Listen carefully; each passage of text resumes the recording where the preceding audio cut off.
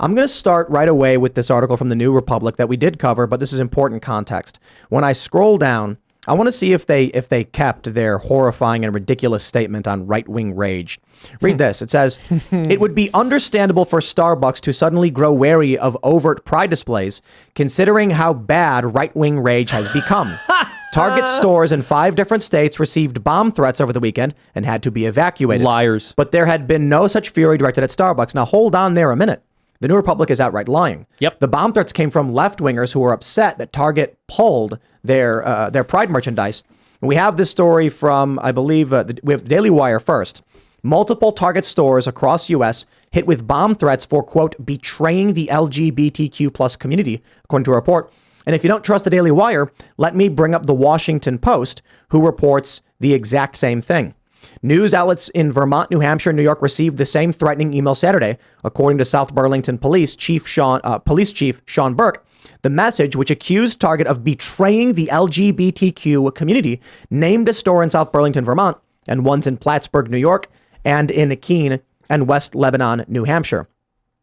For the New Republic to call that right-wing rage, this is what the left does. Yep. They're lying to you. Well, they didn't technically lie. No, they did. Because it's a different sentence. They say the first sentence is considering how the right-wing rage had become end of thought, new thought. Target stores in a different location receive bomb threats. And yes, well, but I actually think you have to do a different paragraph. Lying. They're literally I think lying. technically you have to do a different paragraph if you actually want to say this is an unrelated different thought. It's not referencing the rage in the second sentence. It is, Ian. I encourage you to go back to 5th grade grammar and study. I'm a grammar Nazi, my man. So let's talk about paragraph structure and what the intent of a paragraph is and why a paragraph contains multiple sentences, right? If your first sentence lays out the premise, the second sentence is a part of the premise of the first sentence of your paragraph. Yes, it's right. Adding on to why they might be wary. So they are quite literally calling the bomb threats right-wing rage. No, they're not literally doing that. They literally are. Yes. You could argue it's an insinuation. It's not. What else is a normal person going to get out of that, Ian? Let's be real. What is the intent there? The intent they're is going to be manipulated and and think it is. Right, yeah. so that's their intent. So if that is their intent, then they're lying. So if it's not a lie, though. It's a different kind of manipulation than lying. Okay. It is a lie. Let's give up. False insinuation. I'm not sure. Yeah, it's all semantic. So this sentence, Target stores in 5 different states received bomb threats over the weekend and had to be evacuated. That sentence, isolated in of itself, is a fact statement. If you add a sentence before it, which is an opinion, changing the context of the later information, your intention is to present misinformation to individuals. Your intention is to present false information to a person so they believe false things. That's as simply as it can be put. They are lying. And so this is what really happened. What really happened is this has been ongoing, and the attacks are rather sophisticated. At first, when we got the news, so I think we were hanging out, it was Memorial Day weekend, we're hanging out in Charleston, West Virginia. I get a text asking me if this is true. CBS posted an email that was to us. We had never received that email. We checked, never received it. So how did someone else get an email that said to members at Timcast? We have no idea. But we did get something not the same, but similar. And so we forwarded it to our security company. I believe they're having law enforcement take care of it. I don't know, what else is going on beyond that. But at first I said, this seems like a hoax, like someone's trying to smear the left, like a false flag to make them seem violent or whatever. Upon further investigation and further reading, my conclusion was likely that's a bit too it's a bit too assumptive. It may seem like it's possible, but it's speculative. In the absence of evidence, the solution that makes the least amount of assumptions tends to be correct. Ergo, it's likely just a left-winger. Yep. We know their MO has been violence and terror. We know they've used fire bombs. You have the famous song, Baby I'm an Anarchist, where they say it's time to throw bricks through Starbucks. When it came time to throw a brick through a Starbucks window, you left me all alone, referring to liberals. We know that their MO has always been violence and political terror to get what they want. Target was the only major corporation to pull back on Pride. Bud Light doubled down. Kohl said nothing. North Face said nothing. Nike said nothing. Target pulls the products back instantly gets slammed with threats from someone claiming to be from the left. I think the simple solution here is the correct one. The left is pissed that this company backed down, and so they're resorting to their typical tactic. Unfortunately, what we learned from 2020 is that Target is actually willing to risk or even sustain real damage to their locations in order to not say things that they think will upset the market. Now, unfortunately, if one of these lunatics actually does set a bomb off or commit some other terroristic act of violence, people could get hurt, people could die. However, that's not on Target. That's on whatever lunatic does this. I do want to point out the title of the Washington Post article. Target stores see more bomb threats over Pride merchandise. Wrong. That's wrong. It's over them Over the removing Pride removal of merchandise. Pride merchandise. But you see how they're lying. Yeah. Yeah. Over Pride merchandise. Just such a manipulative title. That is an outright lie. They did not see bomb threats over Pride merchandise. They didn't. It's they over the saw concept bomb of it, yeah. Exactly. They saw bomb. They did not get bomb threats for the Pride merchandise. They got bomb threats for removing the For Pride merchandise. lack of Pride merchandise. The exact opposite. Yeah. It should say over lack of Pride merchandise. Or removing Pride merchandise. And get this. The writer of this article waits until around the second third, until around 60-70% through the story before mentioning that it was actually LGBTQ people who were claiming to have done it. This is how the media lies. It is a lie. That headline is factually false. And how many people are going to see that headline and share it and say, this is why we're not safe in this country. The right wing is coming after us. We know that they do this all the time, though. They do this with absolutely everything. They make up these fake things that happen, and then they say, oh, this community, they're the most at risk from right-wing extremism. If this really happened and this was a Republican, or a right-wing person, you would 100,000%, you would know the person's name. Yep. They would be arrested tomorrow. We still don't know who the Jan 6 bombers are, right? But you would know who called in that bomb threat if it was a right-wing person that was doing that to Target. You would 100% know. Every time. It would Well, probably not only have that- the word terrorism in the title. And not only that, every other brand on the planet would be saying we stand in solidarity Yep. with Target, or there would be some kind of nationwide movement to acknowledge this and have an open dialogue, which is another way of saying a lecture from the LGBT community about how special and good they are and how bad and nasty we are for not accepting their lifestyle choices. Yep. Well, it looks legit to me that the actual threat was from who they say they were. I don't know. Could be a false flag. If someone's smart enough, and intelligence isn't always an indication of good and evil. Like an evil person can be intelligent. Oh, yeah. But if some evil, intelligent person wanted to create a false flag and make it look like the LGBT community was striking out because their materials were removed, well, nice job. You succeeded. But it really feels like anger. Like Unhinged legitimate people anger. lash out. That's what they do. I mean, I don't know what else to. I just chanted a little Jordan Peterson. What were you saying? It's like, man, if that's what you're doing, you better Good for you. You accomplished If you're it. doing that, then cut it out, man. It's not good. If it is not right, do not do it. If it is not true, do not say it. Amen.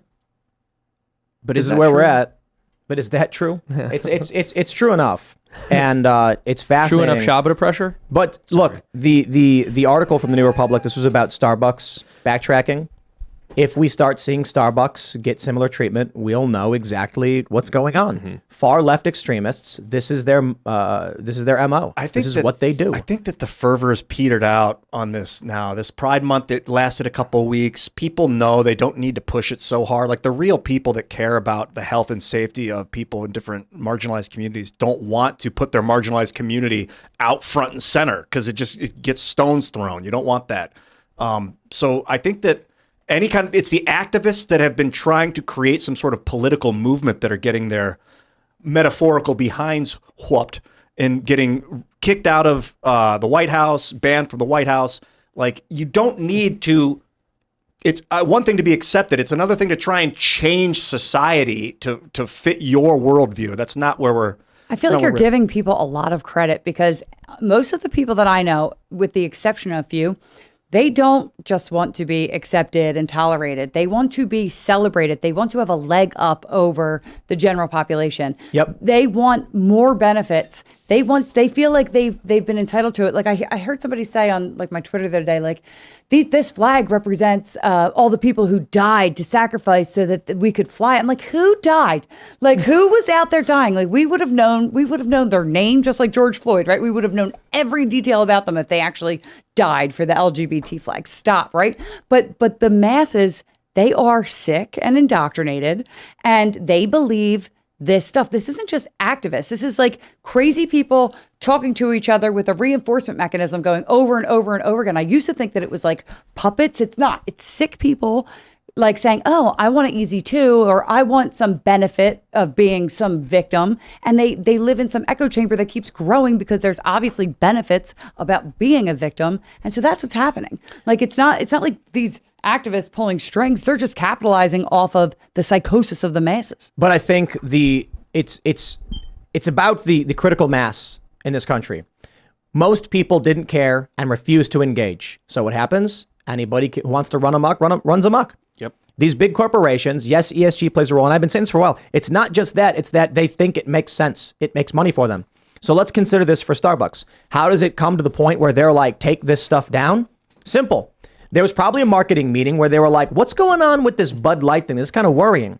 And they said, yeah, there's a lot of people who are angry over the Pride stuff. And so they're boycotting. Bud Light sales are down 30%. Target sales are down. Target's market cap and Anheuser's market cap are going down. These other companies are seeing it too. And then Starbucks, some executive goes, okay, well, are we doing this? And they said, yes, we do have a Pride Month display. And they go, okay, why? And they're like, well, I mean, it was the popular thing to do. I mean, everybody did it. We were just participating. And he probably said, okay, how much money do we stand to make by marketing to this group of people? And they were like, well, to be honest, the average person is going to shop at Starbucks no matter what if we do or don't celebrate this. And they went, okay, well, how much money do we lose if we put these flags up? Well, Bud Light took a 30% hit. Take them down. There's no benefit anymore.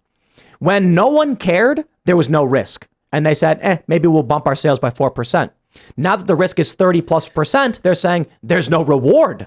But they also open themselves up to legal liability too. You have a fiduciary responsibility to your shareholders, and if you're doing things that you know will purposely drive down your stock, you're liable, right? Yeah. So it's their job to make money for their shareholders. If they see this stuff going on with Bud Light and Target, they have a responsibility to stop it. Because if not, they're not protecting their shareholders. Well, and I think one thing a lot of these organizations, a lot of these companies are going to start to realize, if they haven't already, it's that the people who they might offend in terms of their customer base, the people who they might drive away, are people who are already shopping there in violation of their principles, right? So if you're somebody who's on the far left to the point where you buy into this gender ideology, there's a pretty strong overlap between you and people who say things like there's no ethical consumption under capitalism, or I hate big corporations and I think that the means of production need to be equitably distributed across everyone who works within a particular sector, right?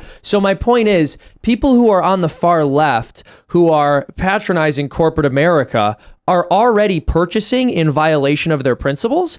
So if they get offended by you not celebrating Pride Month, the chances that they're going to suddenly decide to inconvenience themselves in the name of their principles is very low because they've never done it before. There's a really strong overlap for some reason between socialists, communists, and support for massive multinational capitalist corporations. Thanks for watching this clip from the Timcast IRL podcast. Hang out with us live Monday through Friday at 8 p.m. and become a member over at timcast.com for uncensored, members-only shows exclusive. Thanks for hanging out, and we'll see you all next time.